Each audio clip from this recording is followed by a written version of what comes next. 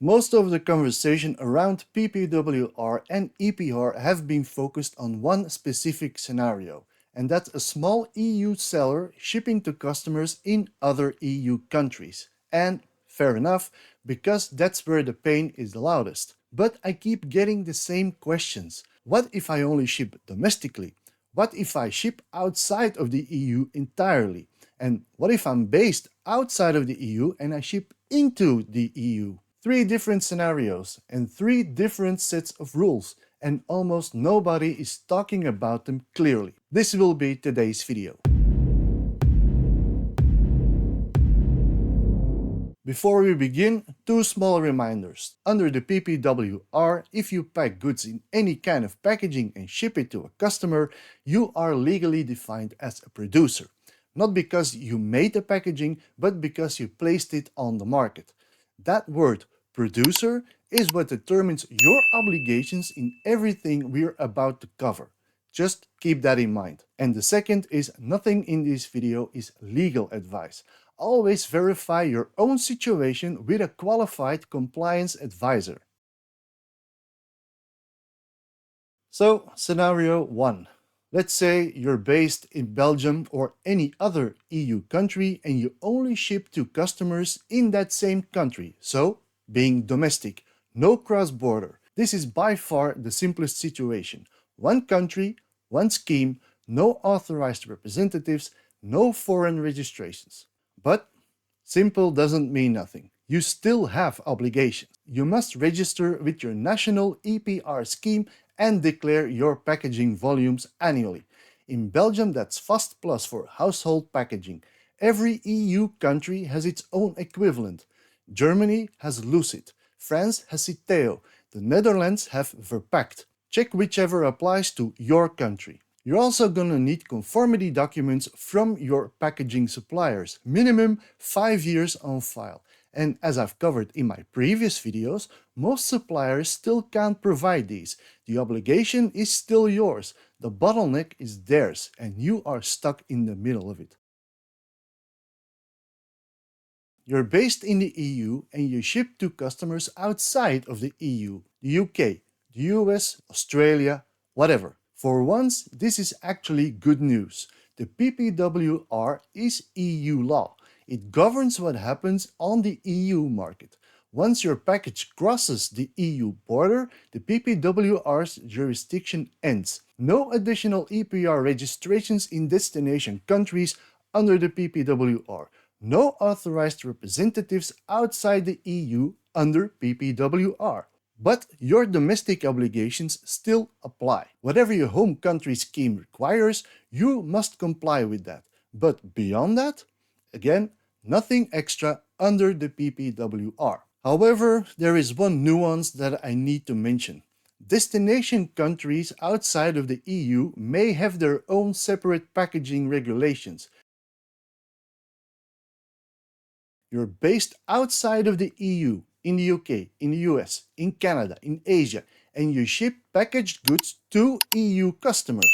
The PPWR applies to any package placed on the EU market, regardless of where the seller is based. A seller in, for instance, New York shipping to Amsterdam is placing packaging on the EU market.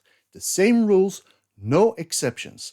As a non-EU seller, you are a producer in every EU country you sell to, which means you must register with the national EPR scheme in each destination country separately.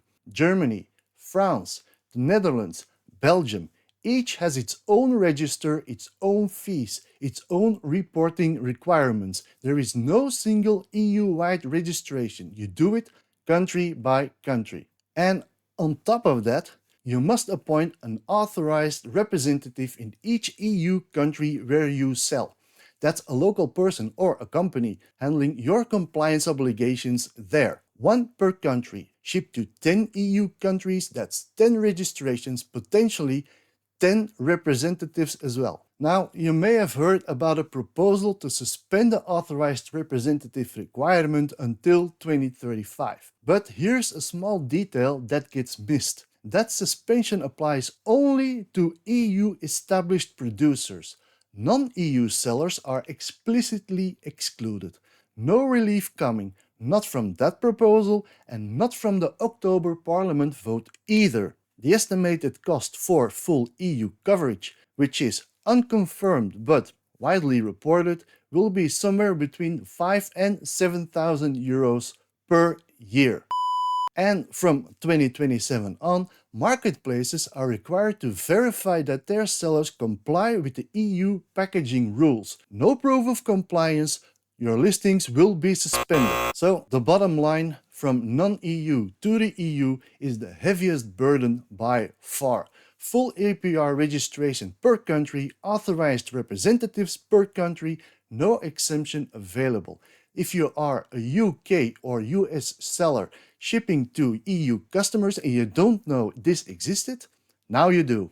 So there you have it. 3 scenarios and 3 very different situations. And I'm gonna give you a small recap because it's been a lot in this video. So for domestic only, you only register locally, you get your conformity documents from your suppliers, and that's it. Perfectly manageable. From the EU to non-EU, domestic obligations only, nothing extra under the PPWR, but other obligations might apply based on the destination country. And the last one, from non-EU to the EU, full cross-border obligations, no relief, and by far the heaviest burden to carry. And for all 3, of course, the conformity documents from your packaging suppliers are still required. 5 years minimum retention on file. So if you want the full background on what the PPWR actually is, what I personally went through trying to comply, and where the resistant movement stands right now, and yes, there is a resistance movement.